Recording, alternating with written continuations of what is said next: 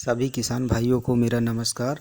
आज हम आपको ले चल रहे हैं दिखाने सरसों की जैविक खेती किस प्रकार से की गई है और कम लागत में किस प्रकार से अच्छी फसल से उत्पादन कमा सकते हैं। जैसा कि आप लोग देख रहे हैं कि ये जो है सरसों की खेती की गई है जो जैविक बीज से की गई है और हम लोग अच्छी प्रकार से जानते हैं कि सरसों की जैविक खेती देश क्षेत्र और उत्पादन की दृष्टि से सरसों के तिलहनी फसलों में प्रमुख स्थान है। सरसों रबी की एक जो है प्रमुख तिलहनी फसल है जिसका भारतीय आर्थिक व्यवस्था में एक विशेष स्थान है। इसकी खेती मुख्यतः जो है राजस्थान, हरियाणा, उत्तर प्रदेश, मध्य प्रदेश, छत्तीसगढ़ अन्य राज्यों में जो है की जाती है। इस प्रकार से जो है सरसों की जैविक खेती कैसे करें, इसके लिए उपयुक्त जलवायु, भूमि, खादों का प्रयोग, सिंचाई, अन्य प्रक्रियाओं के बारे में विस्तार से आज हम आपको जानकारी देने चल रहे हैं। जैसा कि हम लोग जानते हैं सरसों की जैविक खेती रबी मौसम की फसल है जिसे ठंडे शुष्क मौसम एवं चटक धूप वाले दिन की आवश्यकता होती है।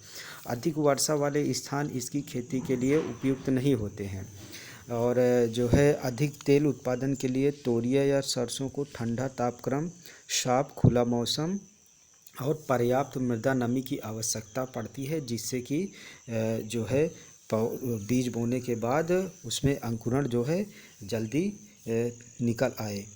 और आगे हम आपको बताते हैं कि जैसे हमारी फसल तैयार होने लगती है तो जब फूल आने और बीज पड़ने के समय बादल और कोहरे भरे मौसम से सरसों की फसल पर हानिकारक प्रभाव मौसम का पड़ता है। इस मौसम में कीटों एवं बीमारियों का प्रकोप अधिक होता है। तोरिया की फसल पाले के प्रति अधिक संवेदी होती है, अतः इसे जल्दी बोया जाता है और पाला आने के संभावित समय से पहले काट लिया जाता है ताकि जो है इसमें माहू आदि का प्रकोप और बारिश का प्रकोप बहुत कम लगे। अब हम आपको ले चलते हैं कि सरसों की खेती के लिए भूमि का चयन किस प्रकार से किया जाए। तोरिया सरसों की जैविक खेती के लिए मध्य उपजाऊ, उदासीन एवं हल्की क्षारीय भूमि उपयुक्त होती है। यह तो सबसे अच्छी भूमि होती है हल्की दोमट मिट्टी जिसका पीएच मान उदासीन होता है। अब हम आपको बताएंगे कि सरसों के कौन सी किस्म का प्रयोग करें ताकि जो है अधिक उत्पादन प्राप्त हो। जैसा कि हम लोग जानते हैं अपने बारानी क्षेत्र में जो है आपकी सरसों की प्रजाति हो गई RH 1819, गीता, RB 50, ये सब जो है सिंचित क्षेत्रों की जो है सरसों की प्रजाति हैं जिसको आप एक सही समय पर बोकर अच्छा उत्पादन प्राप्त कर सकते हैं। सरसों की जो है अपने क्षेत्र में बुआई जो है सरसों की सितंबर के अंतिम सप्ताह से लेकर अक्टूबर के अंतिम सप्ताह तक जो है की जाती है जिससे जो है फसल अच्छी प्रकार से तैयार हो। इस प्रकार हम जानेंगे कि जो बीज की मात्रा होती है अगर हम सितंबर के लास्ट सप्ताह और पूरे अक्टूबर तक बुआई करते हैं तो जो हमारी बीज की मात्रा होती है प्रति हेक्टेयर वो 4 से 5 किलोग्राम पर्याप्त होती है। और जो है सरसों की जैविक खेती है जो बीज जनित रोग तथा भूमि जनित रोग से बीज उपचारित करने से ही छुटकारा मिलता है और पैदावार अच्छी मिलती है। वातावरण नाइट्रोजन के प्रभावशाली स्थिरीकरण के लिए सरसों के बीजों को एजोस्पाइरिलम कल्चर से तथा फास्फोरस विलयीकरण जीवाणु कल्चर से या तो जो है हमारा जो जैविक बीज से बनाया जाता है बीजा अमृत उससे कह रहे हैं उससे उपचारित करके जो है बीज बोने से जो मृदा जनित रोग और बीज जनित रोग होते हैं उससे फसल को जो है छुटकारा मिलता है। और जो है फसल को जो है गलन के प्रकोप से बचाने के लिए लहसुन का 2% बीजों उपचार कर दिया जाए तो जो फसल में जो हमारे गलन रोग लगता है उससे छुटकारा पाया जा सकते हैं। इसी क्रम में हम आपको आज चल रहे हैं कि जैविक बीज से की गई सरसों की खेती में सिंचाई प्रबंध किस प्रकार किया जाए, कितनी सिंचाइयों की आवश्यकता होती है।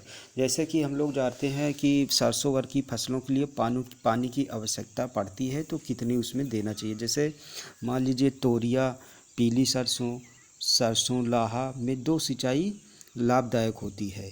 फसलों को पक के तैयार होने तक 2 सिंचाई की आवश्यकता पड़ती है, जिसमें से अगर हमारे पास पानी की आवश्यकता है तो जैसे बुआई के 15 दिन, 35 दिन, 50 दिन, 65 दिन या 80 दिनों पर दिया जाए, जिसकी जल मांग 40 सेंटीमीटर होती है। पहली 2 सिंचाई हल्की होनी चाहिए।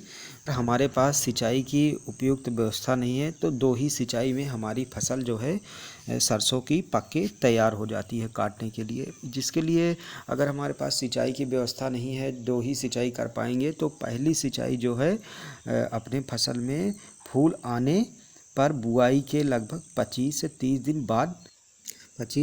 दिन बाद पहली सिंचाई कर देनी चाहिए।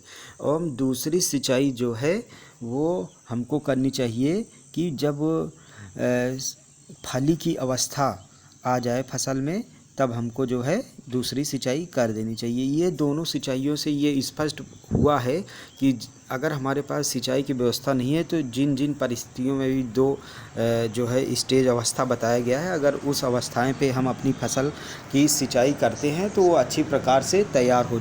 जैसा कि आप लोग देख रहे हैं कि ये जो हमारी फसल दिख रही है, इसमें सिर्फ अभी तक 2 सिंचाई की गई है और दोनों सिंचाइयों में ये जो है पक के अब तैयार हो गई है।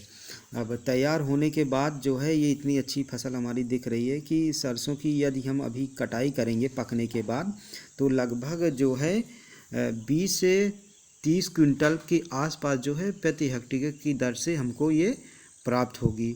और जैविक विधि से करने से जो है लागत भी कम लगी है हमारी, और जो है फसल में रोग भी कम लगा है, जिसके वजह से हमारी फसल कम लागत में अधिक उत्पादन की ओर अग्रसित है और हम लोग इसका अच्छे समय पर बेच के और अच्छा खासा मुनाफा कमा सकते हैं। अगर हमारा वीडियो आपको पसंद आया हो तो प्लीज़ लाइक और सब्सक्राइब करें, ताकि आपको समय समय पर हमारे द्वारा दी गई जानकारी जो है आपको यूट्यूब माध्यम से या मीडिया के माध्यम से प्राप्त होनी रहे। धन्यवाद।